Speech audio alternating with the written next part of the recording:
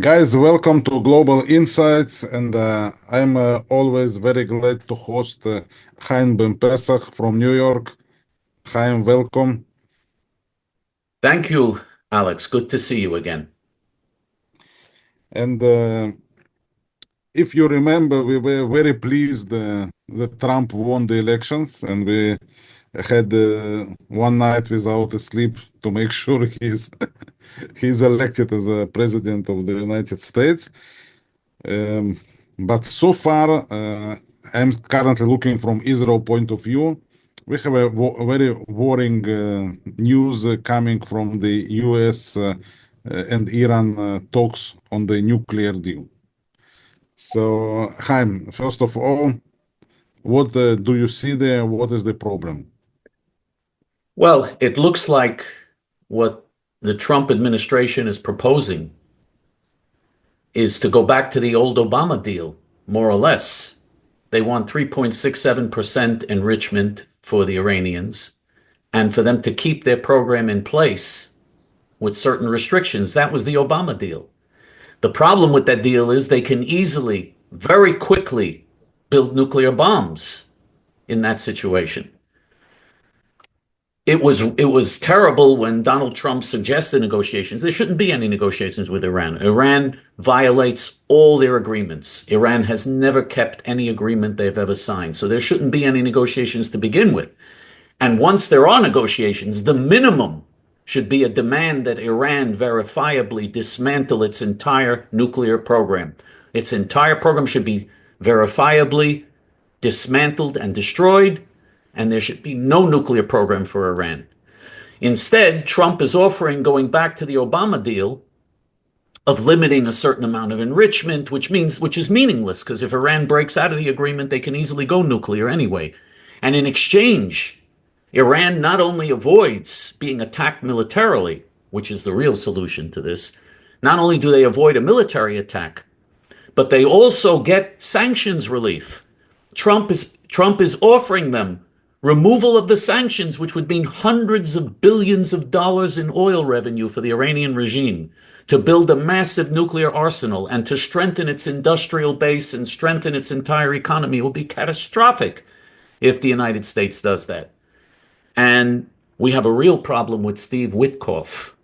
Steve Witkoff is the Jewish negotiator for Trump. He's also the Jewish negotiator for Trump on Ukraine, Russia, and on other agreements. Steve Witkoff has become like the Henry Kissinger now of the Trump administration.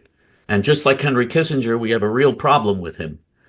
Steve Witkoff, who happens to be Jewish, but we know from history that sometimes Jews that represent other countries bend over backwards in a way that's harmful to Israel and the Jewish people. And Steve Witkoff is someone who has a long relationship with the Arab Muslim countries that are against Israel. For instance, he received $623 million from Qatar.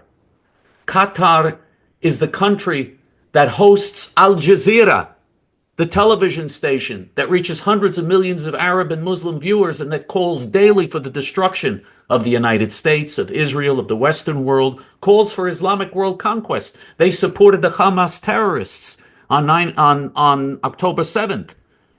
To have Qatar, which is the country that sponsors Al Jazeera, a country that finances the Hamas terrorists, a country that finances Hezbollah, a country that works in support of every terrorist cause under the sun, to have them give $623 million to Steve Witkoff to buy one of his hotels when he was on the verge of bankruptcy. He was going bankrupt, and Qatar rescued him. So he has been bought off by Qatar, in effect. He owes them. And this is the negotiator that Trump picks on something so crucial as the possibility of Iranian nuclear bomb making. To give you an illustration of what Steve Witkoff is like, he's the one who negotiated the deal before Trump even became president to release 1,000 Muslim terrorist mass murderers from Israeli prisons. You remember, before Trump took office, they had an agreement before he even got into office, and in the agreement, they released 1,000 Muslim terrorists 1,000 Muslim terrorist murderers from Israeli prisons.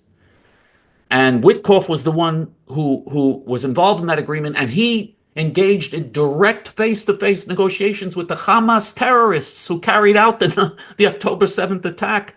And not only that, he said in an interview that the Hamas terrorists are not as extreme as everybody says. They're not so extreme. This is who's leading the negotiations, and we see very troubling signs from the negotiations. We see that the Iranians are very pleased. They say we're making very good progress, and Trump and Witkoff are very pleased. We have a lot to worry about.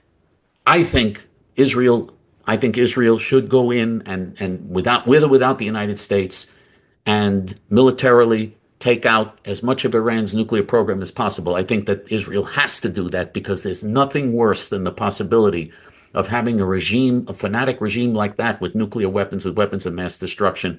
And I think that we're facing that danger right now. Yeah, I would like to elaborate on what actually Israel proposed or suggested to do with the Iranian nuclear program and why. Because maybe not everyone understand why actually it's bad to have an agreement in place. So let me explain. What actually Netanyahu proposed to Trump is to require from Iran to dismantle all the equipment and to give up on already enriched uranium.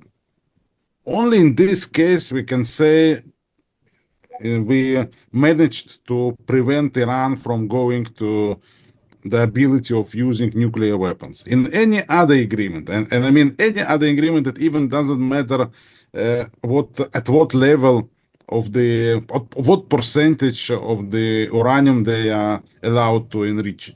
It doesn't matter, because once you have the raw materials, it takes, and you have the equipment in place, it takes days to weeks to have a 90% enrichment, and actually this is the bomb-grade uranium.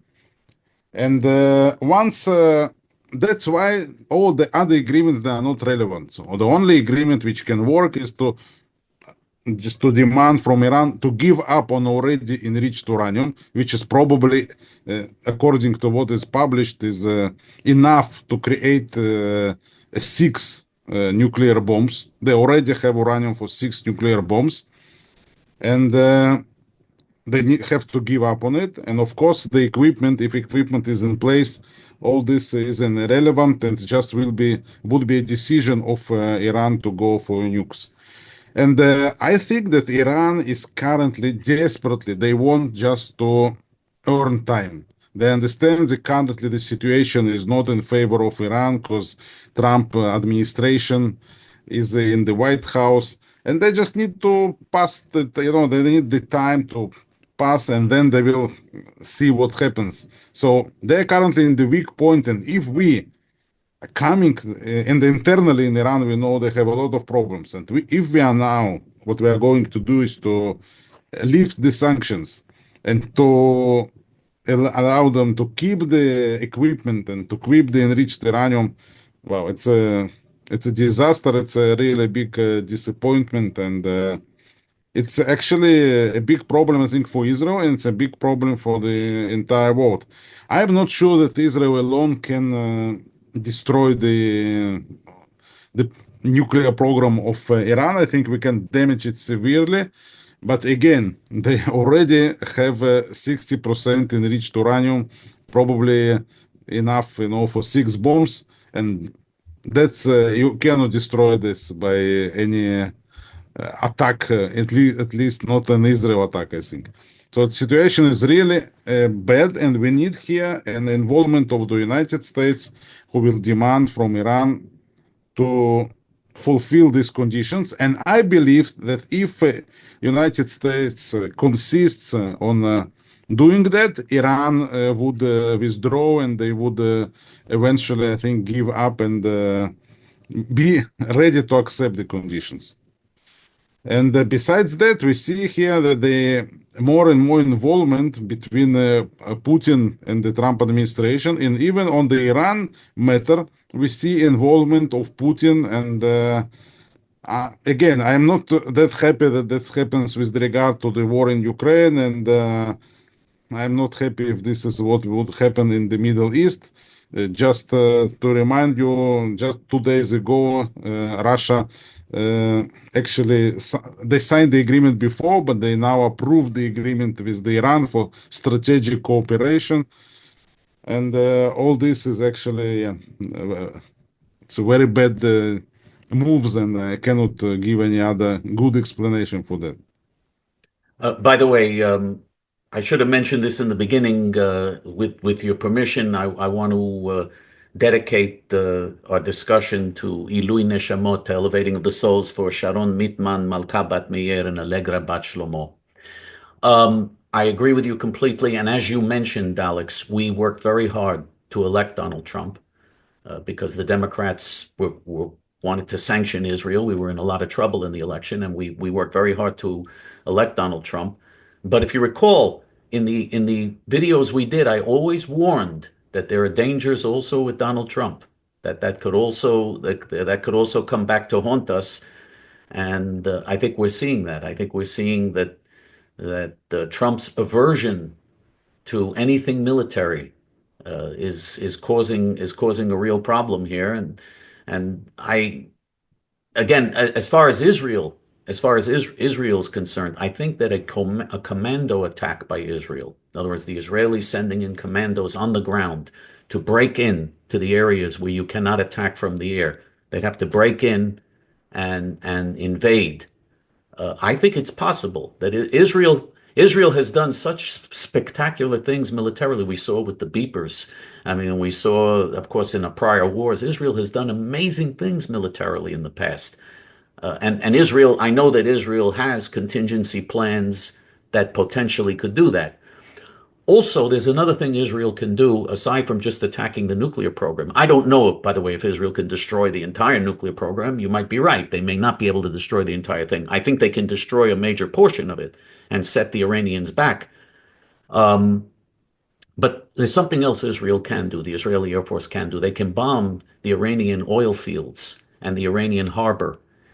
And if they bomb that, that will devastate Iran's economy, devastate their economy. They won't be able to export oil for at least a year, and their economy is in terrible shape now. Their currency is 1 million rials to $1. I mean, they're in desperate shape. Many days of the week, there's no electricity in Iran.